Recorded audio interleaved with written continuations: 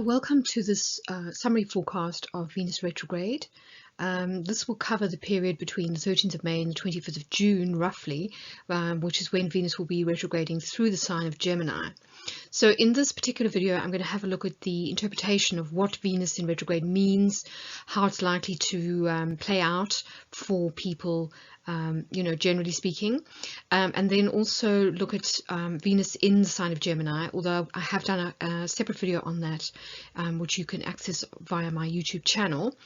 And then I'm going to look at the key dates that are sort of coming up for retrograde season itself, as well as the value of going retrograde. And then I'm going to look at the other key players and lunar phases that are going to play into Venus retrograde, so that you get a kind of overall picture of how this particular retrograde season is likely to work in terms of dynamics. So this is really a kind of cosmic weather forecast for Venus retrograde, and then a kind of interpretation of what it could mean in terms of particularly relationships, but also creativity and money. So just a quick heads up, if you are interested in this topic of relationship energies between now and August, you might want to check out my extended Venus in Gemini video, which I've released to the general public via my YouTube channel. So go and check it out. I think it's called like bonus video Venus in Gemini, something like that. Then also, you may be interested in my extended video on the Venus retrograde, which will cover Venus's aspects to Neptune and Mars in depth and what this could mean for relationships. And then I'm also going to have a look at Black Moon Lilith and Chiron, particularly in relation to the twin flame dynamic, because that's really kind of highlighted over the next couple of months. So if that's something that you're interested in, then check out the membership area of my website, or else if you haven't become a member, then just go to subscribe and sign up. It's free, and it'll give you access to the extended videos in the membership area of my website. So as we can see from this chart, Venus turns retrograde kind of midway through the annual retrograde cycle, which began with the retrograding of Pluto on the 25th of April. By the time we get to the end of June, though, we'll have 6 planets retrograde. So this is a lot of emphasis on kind of going inward or looking backwards. Now, Venus doesn't retrograde as often as Mercury, and it isn't a sort of an annual event like the outer planets. It tends to be around about every 18 months that Venus kind of does this in her cycle. So it's a bit more of a big deal than usual, and it's one of the reasons why she's going to spend such a long time in the sign of Gemini. Now, if we consider that Venus rules not just love and relationships, but also values, self-worth, money, and kind of art or creativity, as well as beauty, we can see that these are the types of issues that we may have to revisit, particularly in relation to past actions, past relationships, past projects over the coming months. So let's dive into the forecast and find out more about what to expect. So as well as making us confront our past, retrograde is also great for second chances. So, if you've been wondering or thinking or have regrets about the past, then this is certainly a time when you may get another go. And herein lies the value of going retro. So generally speaking, planetary retrogrades tend to be a time of reviewing or refining the way that we've behaved in the past relationships, past values, and kind of working out where we can do things better. So a positive expression of a retrograde is when you know better, you do better. So here you're either kind of looking back to learn lessons for how you can do things going forward, or you are actually going back and taking action. So going back and making amends, reconciliations, apologies, that kind of thing, getting a second crack at the whip. But more negatively, a Venus retrograde can be a time where we sort of go back to bad habits, like past habits. This is addictive behavior, for example, the more obvious kind of forms of addiction that have to do with pleasure, so overeating, doing too many drugs, sleeping around, that kind of thing. Or it can be a case of not being able to let go, so unrequited love, not being able to move on from an ex, getting stuck in compulsive habits, particularly generally around, say, overspending, you know, or just beating ourselves up that we could have done better, but they're not actually doing anything to sort of course correct.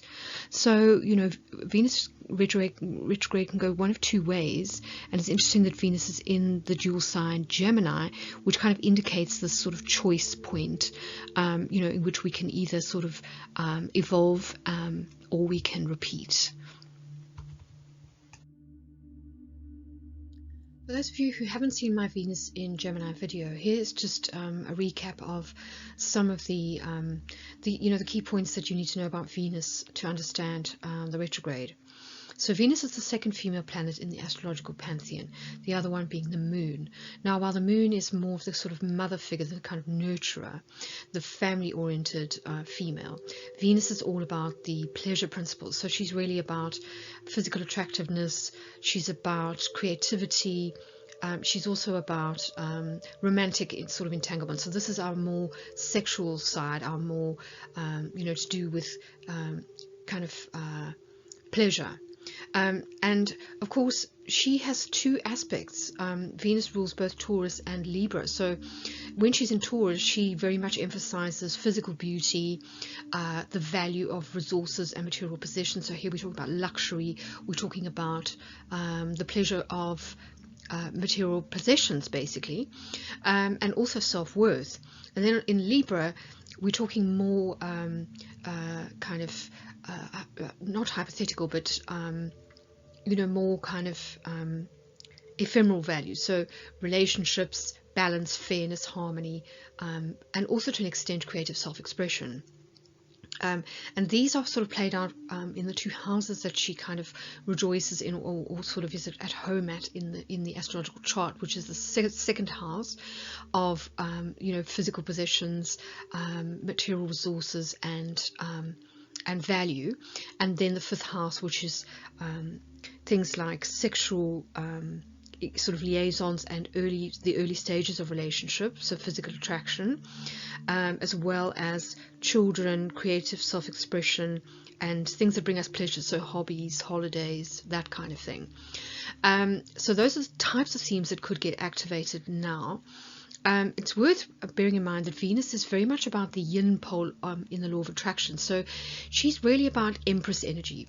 This is about being so attractive and charming and alluring that you kind of draw people to you. You draw suitors to you who then try to win you over. So this is really about learning to stand in your kind of magnetic power.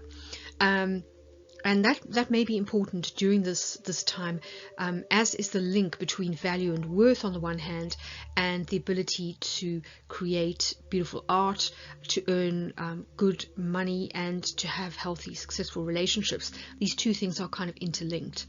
And I think these are going to be tested a little bit during retrograde because of the upcoming squares between Venus and Neptune on one hand, and then Mars on the other. So Neptune, I'm going to get into this in more detail in my extended forecast, but just by way of summary, Neptune is going to sort of, these squares are going to be about where we kid ourselves or tend to deceive ourselves or allow ourselves to be deceived. So this is kind of the snake oil salesman, the sweet talker, or the sort of gullible, naive person who gets sucked in by other people's tall tales. And then Mars energy, when it's square to Venus, these are the two archetypal masculine and feminine principles within romantic relationships. So these are kind of clashing at the moment, when particularly once Mars moves into the sign of Pisces. And I think this is going to be about trying to understand roles within relationship, that kind of give and take, trying to find that, you know, a kind of happy medium, the dance between give and take, and between sort of pursuing on one hand and being pursued on the other. So as I said, I'm going to get into these in more detail in my extended forecast, but those are the kind of key themes that I think we're going to be dealing with over the next couple of months during Venus retrograde. So when Venus is in Gemini, we're talking about even more specific energy. So Venus moved into Gemini on the 3rd of April, and she will remain here until the 7th of August. And this is really emphasizing air energy. So this is the element of the mental body, and in the tarot cards, it's the suit of the sword. So this is about making decisions.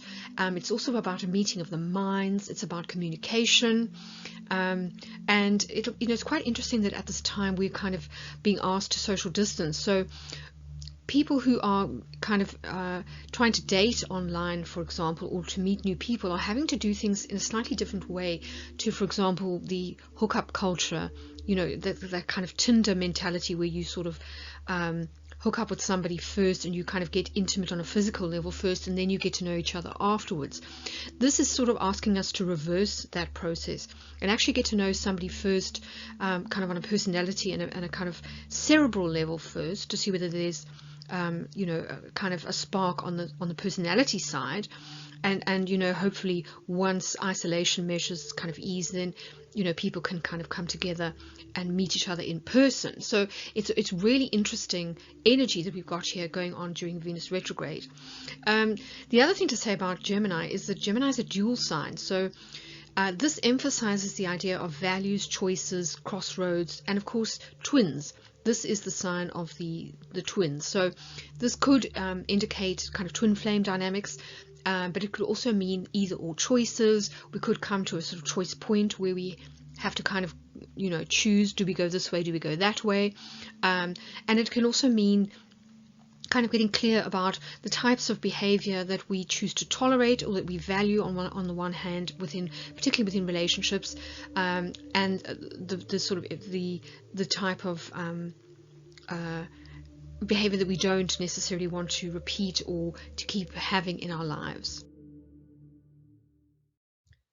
So it's fair to say that when it comes to Venus retrograde season, not all dates are going to be equal. There are definitely going to be some peaks within this Venus retrograde that are worth marking in your calendar. So here I've kind of summarized them for you in a nutshell, but basically Venus goes retrograde on the 13th of May, followed by a couple of other planets, and then before she does go retrograde, she makes her first square to Neptune, which is going to set into motion the Venus-Neptune themes that I'm going to discuss in more detail in my extended forecast. But then she's going to make a second pass to Neptune around about the 22nd of May, which is going to be the key sort of climax of the Venus-Neptune squares, and that's going to be really important because at the time it's going to be a new moon in Gemini, and Venus will also be conjuncting Mercury in Gemini. So there's tons of this Gemini energy around, and that really says that we're kind of reaching a peak when it comes to making decisions, when it comes to communications coming in, when it comes to having to choose kind of a fork in the road type of scenario, but it could also be to do with getting important realizations. We may get the missing pieces of the puzzle that we haven't had when it comes to information, that enables us to either get closure or clarity when it comes to what happened in the past relationship, for example, or a situationship.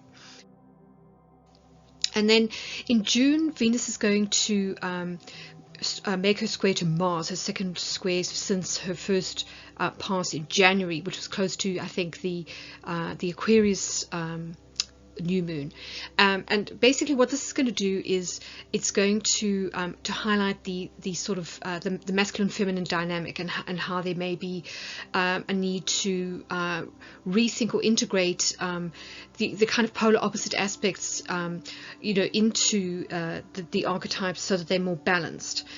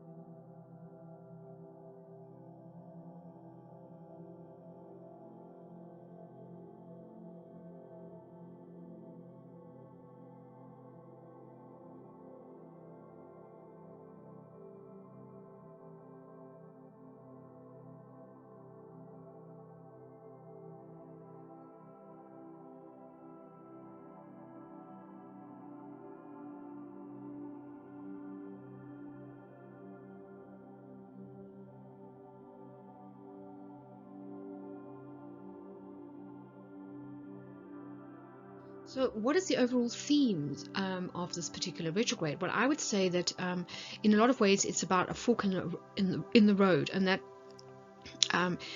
pertains not just to relationships, although it certainly can. It can be where we, get a second chance, or where we realize that something's really not going to work or isn't for us, and finally have the courage to walk away. Or it can be about making better choices, or healthier choices. And this is where our values, refining our values, really kind of comes into play. Remember that Venus is in Gemini, so this is a cerebral sign, and it's asking us to detach a little bit from our emotions, or where we might get sort of sucked into illusions. And here the type of illusions that we're talking about with the Neptune squares in particular are where it's difficult to see the wood for the trees. So we can kind of kid ourselves, for example, that a romantic relationship is really better than it is, and that's about unrealistic expectations, or having rose-tinted specs. But it can also be about our spiritual values, and this is something that came up a lot during the 2019 squares between Venus and Jupiter and Neptune, particularly around June time. So this is we're kind of we're revisiting patterns here, but from a different perspective. So that's worth bearing in mind.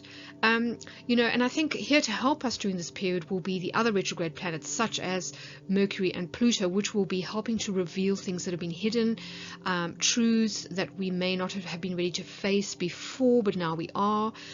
So there's lots that's good actually about this period. But what we do need to do is have our wits about us, see through the smoke and mirrors, really refine our instincts and our intuition to make sure that we can tell truth from fiction, and also just get very clear about self-worth. What is the true value of our creative work, for example? Should we be paid more for what we do creatively? What is the true value of a relationship? What does it bring to our life? Is it more misery and kind of pain than it is actually joy, happiness and growth?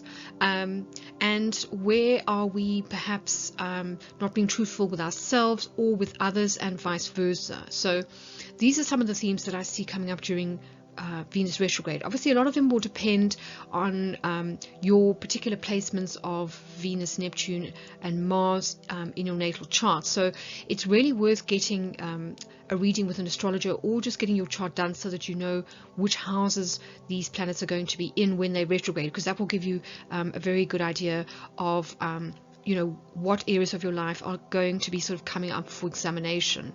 But to give you a feel for it, I have released my extended video on Venus in Gemini, which does list where Venus will be according to each zodiac sign. So that can give you a rough indication. So if you haven't seen that video, I urge you to go to my YouTube channel and watch it. The zodiac sign breakdowns are towards the end of the video, so just have a watch of those, and I have got some tables that you can sort of look at for kind of quick reference. But yeah, those are the key themes I think that are going to come up during Venus retrograde. Yes, just keep your wits about you. Be as honest with yourself as you can. This is, as I say, where Pluto kind of really comes into its own. And also be prepared for some curveballs and unexpected twists and turns care of Mercury, particularly when we get to Mercury retrograde season, which is further on in June. So keying into the Venus themes will be Mercury themes, because Venus and Mercury, they work quite closely together. They both flank the Sun. Essentially, neither Venus nor Mercury is more than 60 degrees away from the Sun ever. And it's interesting that we've got this conjunction of Venus and Mercury on the 22nd of May. And I think that's when, communications could start coming in from we could get contact from people from our past, and here we have to be careful around themes like mirroring, so people telling us what we want to hear, and manipulation, because of course there's a lot of smoke and mirrors happening with the Venus Neptune squares. So I think we really have to employ our powers of discrimination to make sure that we're not being sucked back into old habits, or that people are telling us that they've changed when they haven't. And I think certainly during Mercury's retrograde from the 18th of June to the 12th of July, any secrets or hidden facts will start to come to light, if people have been lying to us. So I think the key is not to rush into making any decisions, and to also fact check everything that comes to our attention or that we're told, and really employ your intuition and your powers of your kind of gut instinct, because that will help to steer you through what is essentially a period of kind of mirages and sort of smoke and mirrors, during this Venus retrograde and then the Mercury retrograde periods. So helping us to keep it real, to be honest, and to avoid being sucked into anyone's spiel will be Pluto, which began retrograde season on the 25th of April. So Pluto is now working internally to really help us to refine our sense of discrimination when it comes to what feels like the truth and what doesn't, and also make sure that we stay in our power.